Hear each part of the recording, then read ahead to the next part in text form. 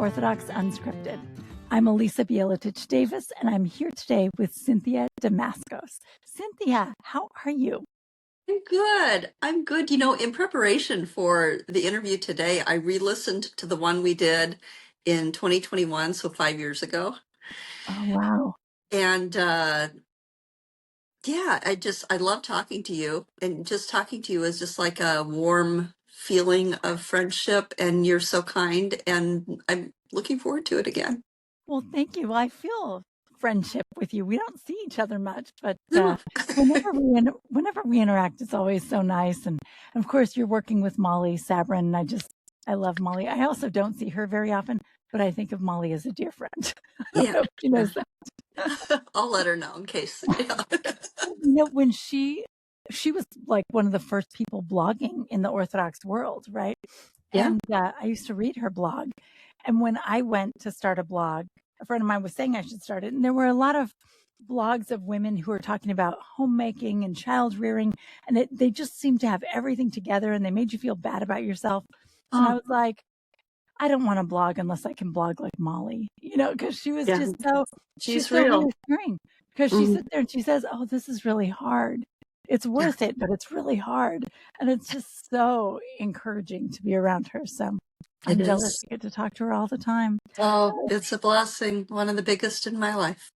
I'm sure. So you two do Filled with Less together. Tell me about Filled with Less and exactly how it works. And I know I've joined before, so I have some insight, but tell our listeners.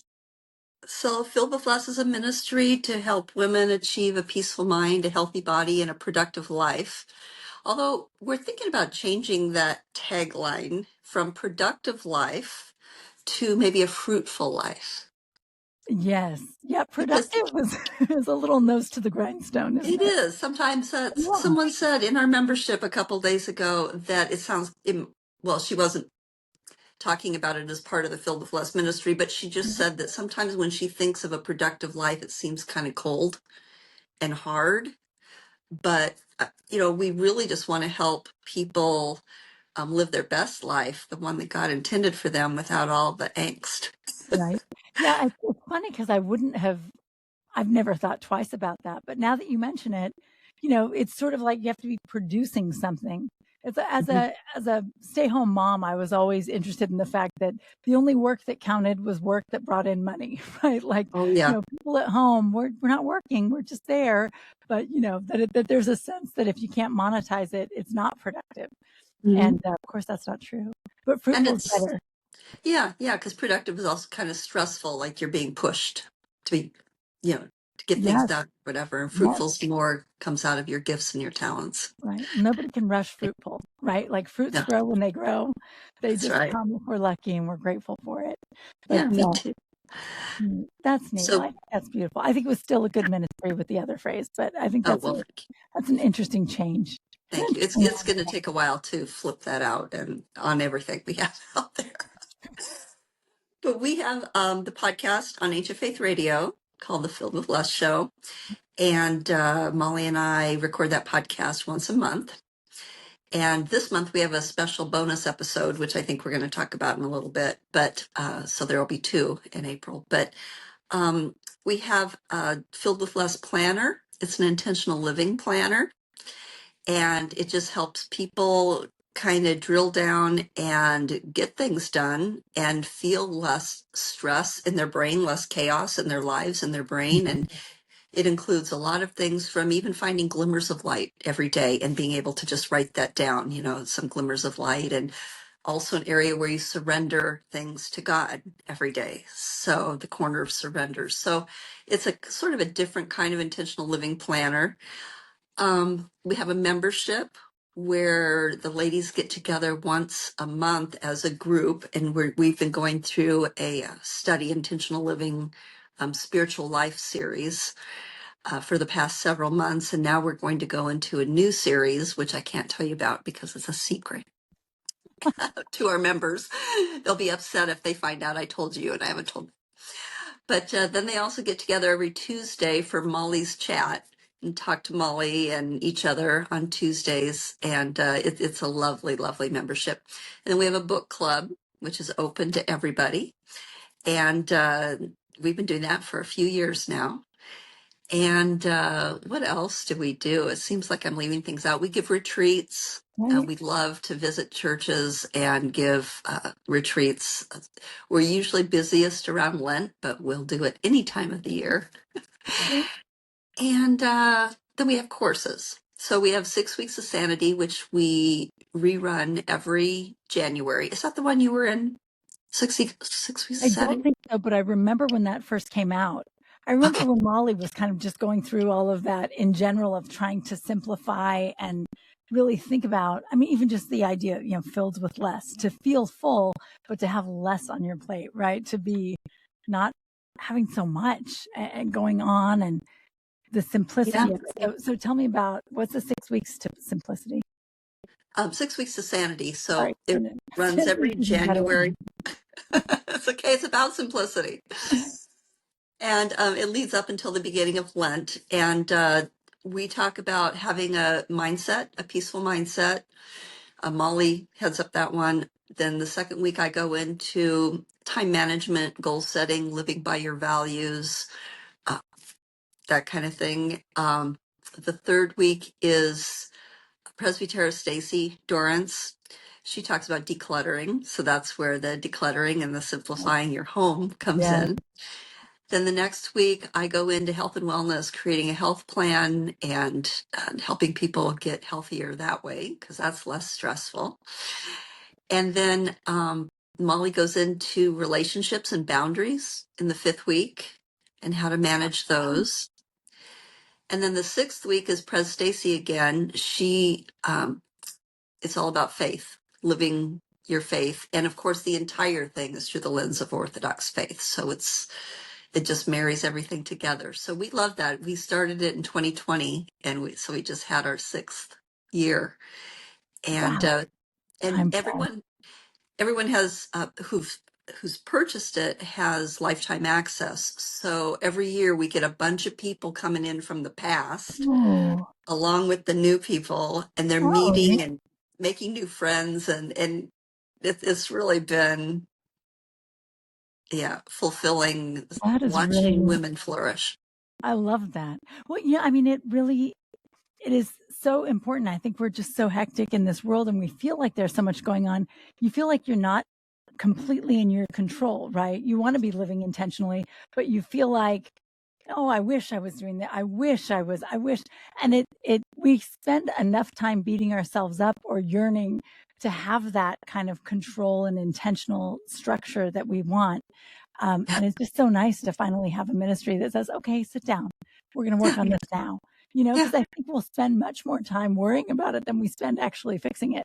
Right. Oh, exactly. Exactly. And people will come in to say, okay, this is my year to get healthy. I'm really going to focus on that week and that module with Cynthia. Next year they come in, this year's my decluttering year. So it's Yeah. not like you have to keep up and keep switching every week with it's Right. really whatever the season of your life is telling you that you Right. need to focus on.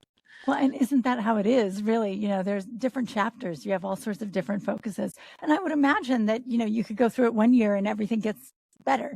And then the Oh, next yeah. year you can revisit and there's always room for improvement, right? Yeah, And exactly. we always backslide, all of that. Exactly.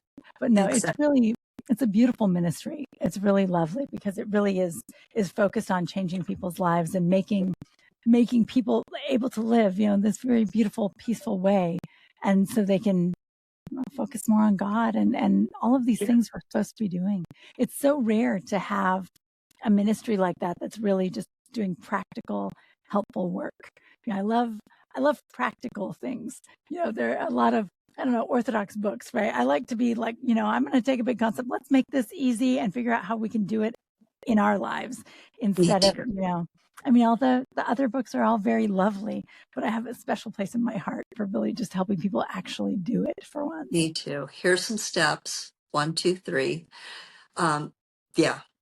Especially, and even when you're reading the lives of the saints, like I like to read the lives of the saints, but I really love it even more when it's like so practical that it's like, okay, here's how you can be more like Saint Paisius. Yes. Yes. Well, that's the joy of the modern saints, really, is that they are giving, they're confessors in the modern world, and they're saying, okay, this is what you have to do when your husband says that or whatever. And it's just, it's so helpful because it's true. A lot of times, like St. Basil the Great, he started a hospital, he gave everything away. I don't know how to translate that always, but it's so helpful to have someone saying, let's think about the values that we have and the principles that we have and how that applies to what we're really doing. And Yes, it's what a gift. It's beautiful. it It's is. It really is. beautiful. All right. And Well, then we have yeah. a new course coming out that's just opening up. It'll start May 11th. And actually, this is the third time running through this next one, but it's called Back to Basics. Excellent. That's the one I So did before, I think. that's The the one first you Back did? to Basics. Yes. Okay, Yeah. okay. Very Yeah. good. So where 6 weeks of sanity kind of is a life overhaul, if you will, Back to Basics is all about flourishing and doing interesting hobbies and being in community with other women and just supporting and encouraging each other and returning to joy. That's beautiful. So I love it's that it's so much community, right? Because in the end, really, that's so much of what we're missing, especially in our world today. We're really missing being present with each other and sharing those experiences and values and being in communion. exactly. There are so many women who join who they're in a parish that is like an hour or two away. Yeah. So it's not like they can really be a part of the community all the time, or Mhm. it's maybe a mission where they just have a very small number of people to be Yeah. in community with. And this really broadens the scope of feeling like you are part of something bigger, something Orthodox women from all over the world are coming together and you're Totally. Do you making have all an kinds of things. international audience? Oh, How yeah. neat is that? How interesting to talk about these questions of how you live your daily life with maybe someone who lives in an Orthodox country. I don't know. Do you see like a lot of different like influences from the cultures and different? Do people struggle with the same thing everywhere? What do you see any differences, or is it mostly American expats who are like positioned somewhere? No, we have a couple expats, but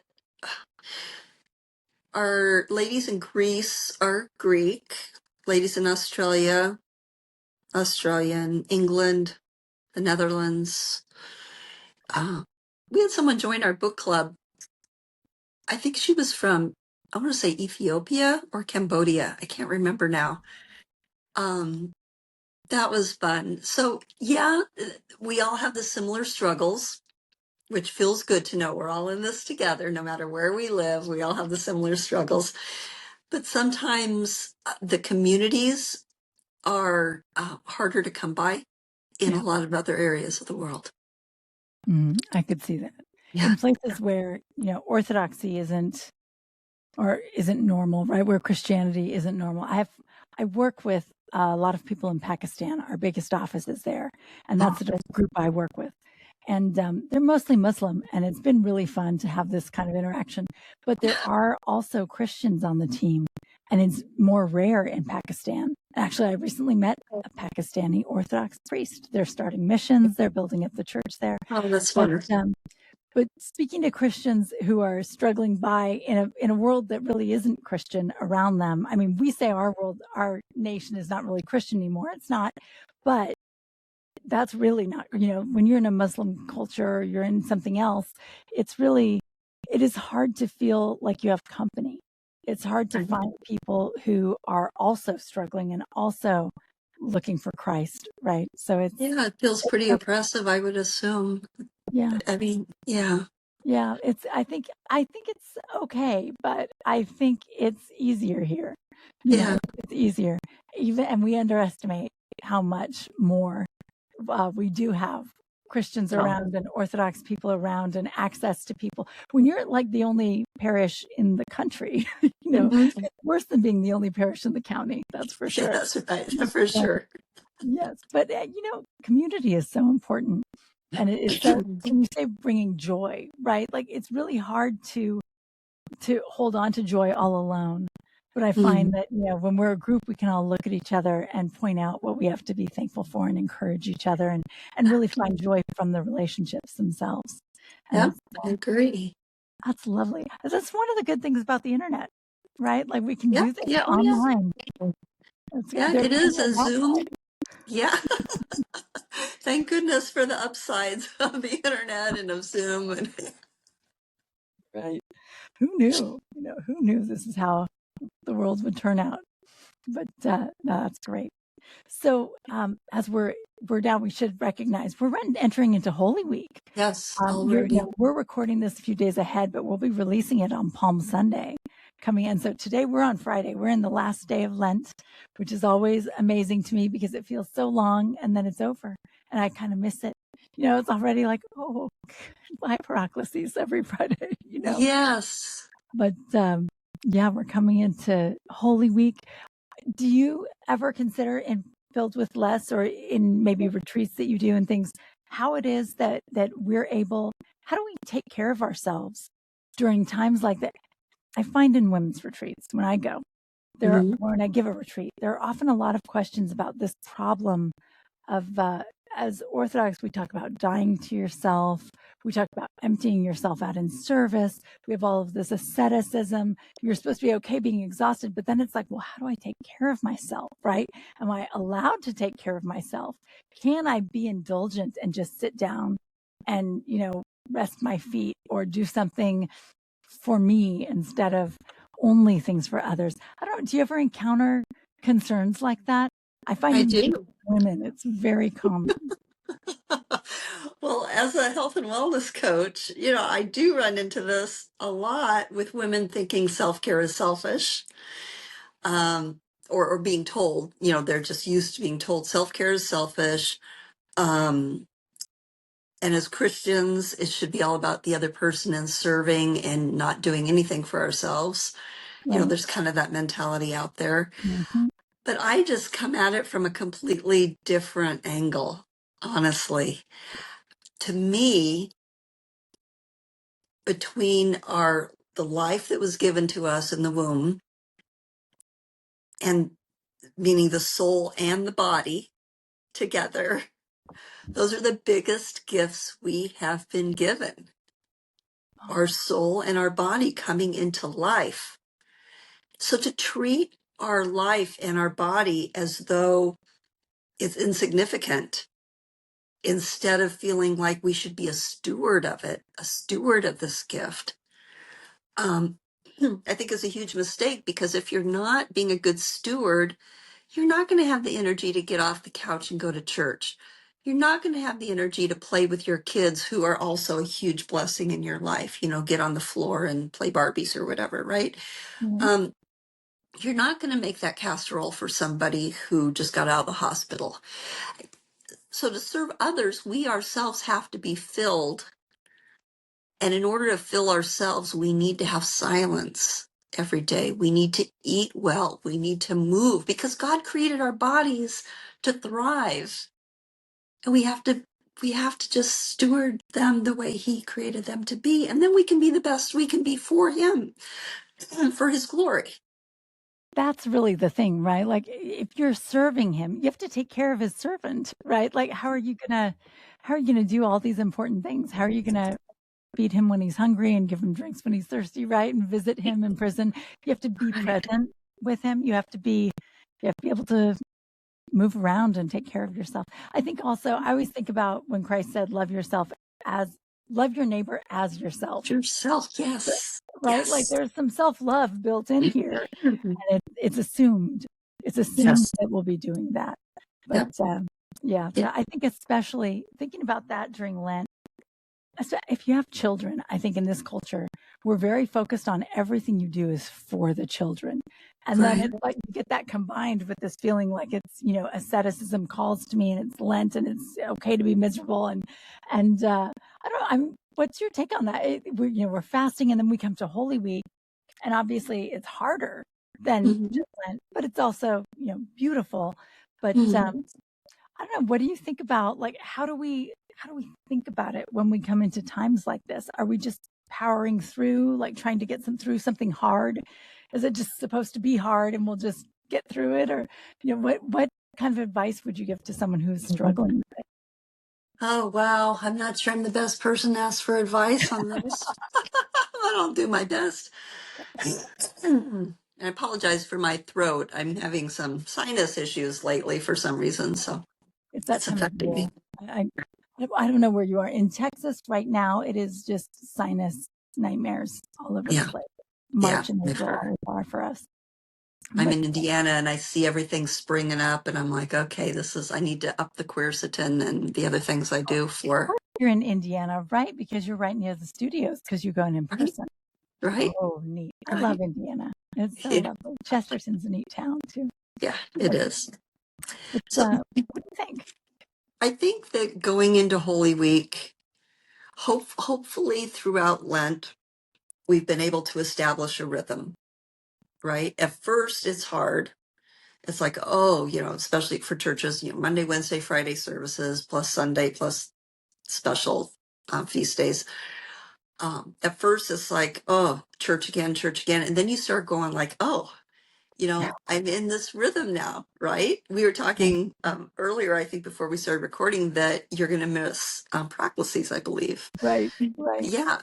So you start getting into this rhythm. So the rhythm, if you're in that already when Holy Week arrives, it's much easier Yeah. because that getting in my church clothes, getting in the car and doing the drive is just you're on automatic because you know that that's where you belong. And I think that in between trying to do all the things you would normally be doing during the day is a mistake. I often counsel people, coming up to, well, first of all, at least a year prior, make sure that you know when Lent starts and when Pascha is and Holy Week, when it's going to be for the following year. Put that in your calendar so that you're already not going to accept any appointments, any orthodontist, anything during Holy Week. That is a great idea to have it just way in advance. Because a lot of those appointments we make 6 months out, a year Ex- out, and then you're in the middle of Holy Week and it's also weird too, right? I mean, especially later in Holy Week, you're so in the middle of it. And then to step out into this weird secular Yep, moment yep. is Oh, just I've got to get my hair hard, done, right? my haircut, right? And so Right. if you don't put it in on your schedule a year in advance or so, because I'm putting in 2027 now, so that I don't have that conflict.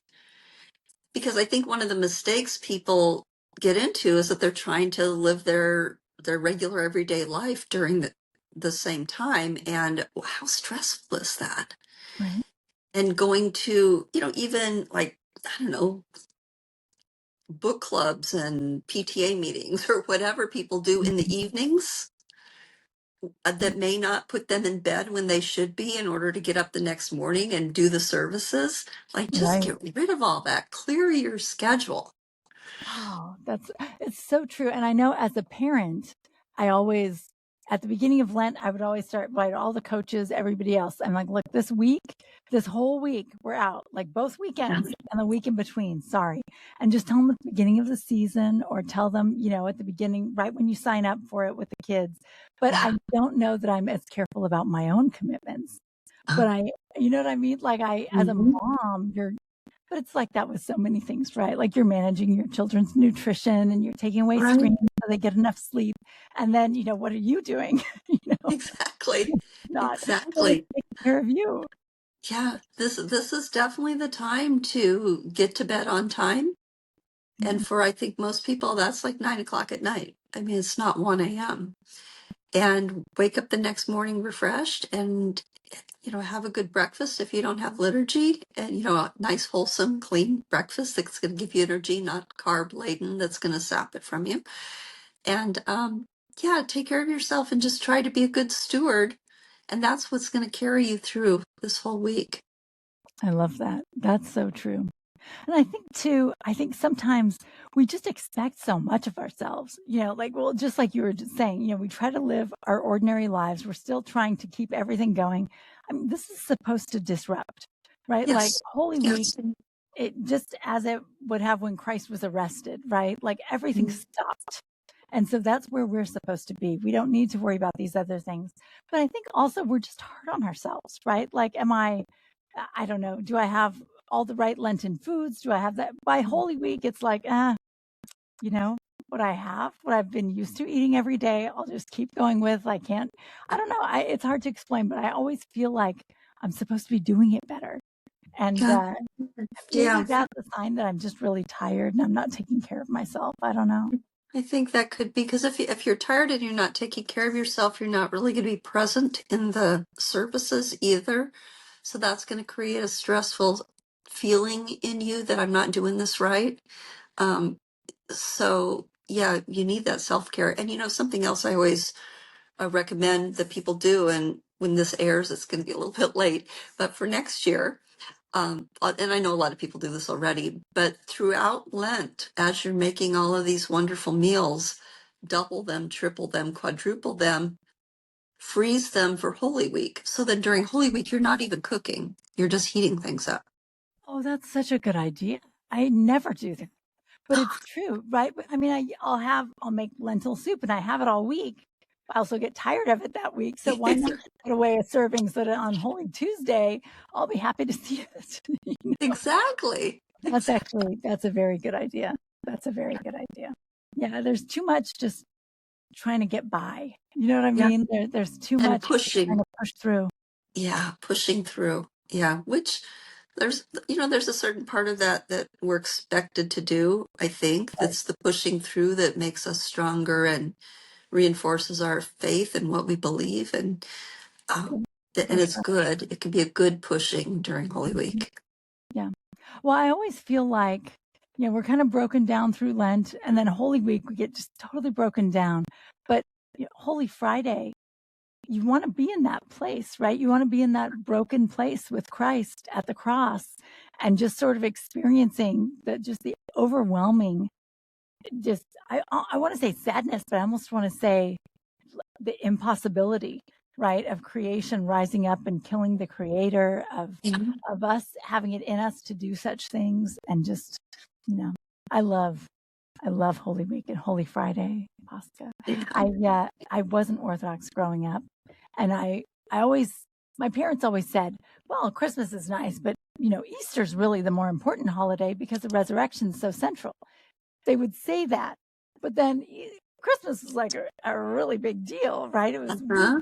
family and all, and Easter was like we had lunch on Sunday. It was nice. Yeah. My grandmother came, but it wasn't. As a kid, there was no comparison, right? And Right. I just love in Orthodoxy the way that we embrace it and really throw ourselves into it and re-experience it every year. And Me I will too. say, my kids, when anybody says, "What's your favorite holiday?" they always say Pascha, unless they're going to say Holy Thursday or Holy Wednesday. And I'm always just like, oh, bless Oh, you for being so lucky to grow up with such a possibility. You know, yes. it, Yes. it's really special to me. It's really neat. When I was a You kid, just all like, well, when do I get the most presents? That's the yeah, holiday. right, right. Yeah. It's funny. Before Demetrius and I got married, of course, he's cradle Orthodox, and I was an evangelical Protestant at the time, and our Easters were different days, Pascha and Easter different days. And so somehow I was able to convince him to come to my church on Western Easter to see what it was like, right? Right. So he comes to the church, and It was it's just what evangelicals do it, to it was kind what of evangelicals do. yes. And then we went to brunch with my Bible study friends, and he was like, "This is it? Like this is all you do? Like you basically just went to church and went to brunch? Like Yeah, it's did you like do a anything?" Saturday, but you wear a Sunday, but you wear a prettier dress, right? I mean, Exactly, it's a new dress. it feels like more, but when you Yeah. compare the two, it just doesn't compare at No, it all. doesn't. No. It doesn't. You need that preparation. You really do. my first husband was cradle Orthodox, but I am remarried now. And when we were married, he was still an evangelical. I knew he'd be coming, but he didn't know. But yeah, I give him his time, right? And we did that at Easter a few times, and I went with his family to their church. And it was interesting because that was part of, I think, how he converted, was sort of looking at that contrast and seeing how different it was. And, we were, I don't know, they're handing out like communions on the back table. It was very casual, and very, like their Holy Friday service was people standing up and talking about like really difficult experiences in their life and how God had helped them. And the thought was, it is about the crucifixion, metaphorically, right? About bearing our crosses. But it was just so different. And, it was so interesting to say, like, well, why? No, Holy Friday can literally be about that Friday and what happened that day. And it just means so much to be able to go through and recreate all of it. And sometimes we take it for granted, but it's really beautiful. What's your favorite thing about Holy Week? Ah, golly. I think the anticipation of the resurrection, Yeah. it just, I used to go to All Saints in Chicago, and the choir director for the last few years I was there was an opera singer, and she was also, and she was into theater and everything too. And on Holy Saturday, when we would have the liturgy in the morning, I'm blanking on, is it called the Resurrection Liturgy? What's it called? Oh, it may be the proto-anostasy, the first resurrection. Yeah, maybe that's it. Yeah. Yeah.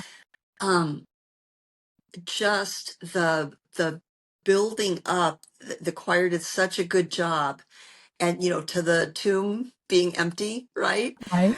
And the volume kept getting louder and louder, and then they're Arise, O throwing God. the rose petals and everything. Yes.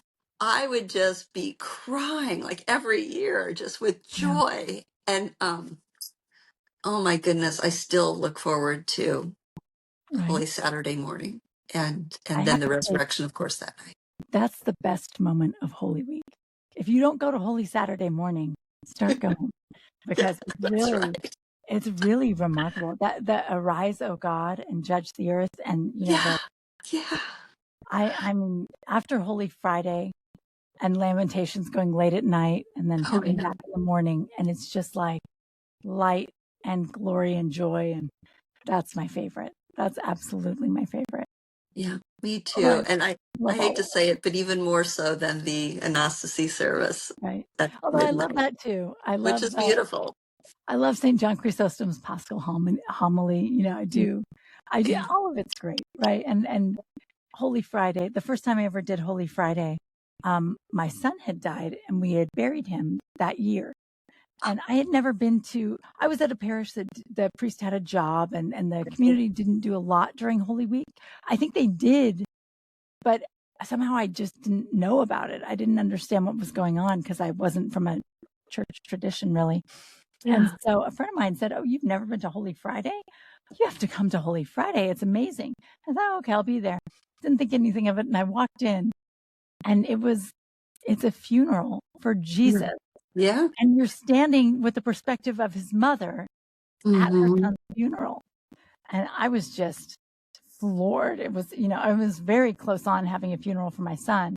But it made it more powerful. It was really like right before the 1 year anniversary. It was like 2 weeks before the anniversary. So it's a crazy time to have done something like that. But Yeah. it struck me. And every year it's so real to me. And it's, just so beautiful and so important and so wonderful to be able to enter into that with Mary and to think about what that means. And I'm always blown away by what a profound and amazing service that is. Yeah. I think it's profound and amazing. But for you, I'm just thinking of how torn up. I was a little shocked the first time, and I was just sort of like part of me is thinking, I can't believe she recommended that I do this. Yeah, yeah. But also I was just transfixed. It was beautiful. But yeah, it was funny because she said she just never thought of it that way, as being the same as a funeral, but it It is. really is. But Yeah. it's neat, I think, also to understand that we're really going through this crucifixion and burial and the Mhm. mourning and the part, the part before the resurrection, that quiet and that reverent joy, and the Holy Friday is so beautiful and Yeah. just it's neat. Yeah, I'm excited. I'm just thrilled that it's all starting up.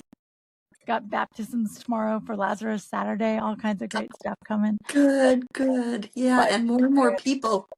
I Pardon know me, what did you say? by the time we air this, I guess they'll already be baptized. So welcome. Oh, But yeah. Welcome. it's a beautiful time of year too. With that, and lately, so the church is so fruitful. We have so many Mhm. people joining that's beautiful. Are you seeing a lot of change in your parish in terms of growth or anything? How's Indiana for that? Yes, they're growing. They're not like, the really large parishes that I know around the country that are really, like bringing in 30 Right, people at a time, right. but definitely growing and consistently, new chrismations, new baptisms, and Beautiful. converts, and yeah, it is. Yeah. I feel like, this all happens in God's time, and he's once we got mature enough to like know how to welcome people and know how to help people through all of this. Because 30 years ago, sometimes you'd go to church and it would just be like, oh, are you Greek? You're not Greek. Why are you here? Exactly. We're much That's better now at being like, oh, yeah. welcome to our beautiful church. Yeah, that's what I ran into even like 24 years ago. I became Orthodox, and I went to a couple churches where it's like, why is she here? Right? She's not Greek. Right. Yeah. I was 28 years ago and it was definitely like that. And I was in an area that was a little bit more, parishes were a little more ethnic. And it was a lot of like, oh, you're marrying a Serb. Okay, that makes sense. Yeah, And it always that's kind of rubbed me wrong. Like, me maybe too. I'm here for Jesus. Like, what are you talking about? Yeah, my faith is more important to me than just like, because I got married. I mean, I'm not trying to please some guy. Like, I'm here because this is precious. This is amazing. And yet, so many women and men do that. Yep. And it's such a blessing because they did it, to get married or whatever, Yep. and to please their spouse, but then they flourish from there into, yeah, understanding the real meaning of what they, Yes. got themselves into. I had no idea when I came in. It's just the biggest blessing in my entire life. And I had no idea how just lucky and blessed I was walking in. So Yeah. congratulations and welcome to everyone who's walking in this weekend. Yes. It's such Welcome. a beautiful time. My goodness. Well, Cynthia, I just so appreciate you coming on and talking to us. And I love how the Filled with Less ministry is growing so much and you're Mm. adding new programs and they're just, I don't know, I'm going to have to join so I can hang out with Molly on Tuesdays. But, Oh, that's right. Oh, I yeah, know. I know. We started this membership because at the end of the very first 6 weeks to sanity, the ladies just didn't want to like say goodbye. Like, what? This is it? I'm not going to see these new friends again, and I'm not going to be able to talk to Cynthia and Molly whenever I want to. And so the membership came out of that, and it's just grown steadily. It's not huge. Like when we have our Zoom meetings with Molly and our monthly Zoom meetings, we don't get all the members at one time. We may get 12 at the most. And so it's still a nice small community. I wish you would join. I think you would really love it. Yeah. I think I'm going to have to come back and check it out because it's lovely. And I do find in my own life that I'll be doing pretty well and then things get busy or something. And I start feeling like, oh, I'm not present enough. I'm not Mhm. maybe not praying right. Like not, I don't know, you know what I mean? Like you're not present with everyone. You're just busy in your head all the time and you're Yeah. around people, but maybe not really with people. And Yes. I struggle with that sometimes. And so this would be a good way to to ground myself and bring me back whenever I need to. I think so. That's great. Well, thank you so much for coming on the program, and have a beautiful pasta. Thank you. You too, Alyssa. It's good to see you. Take care, Cynthia.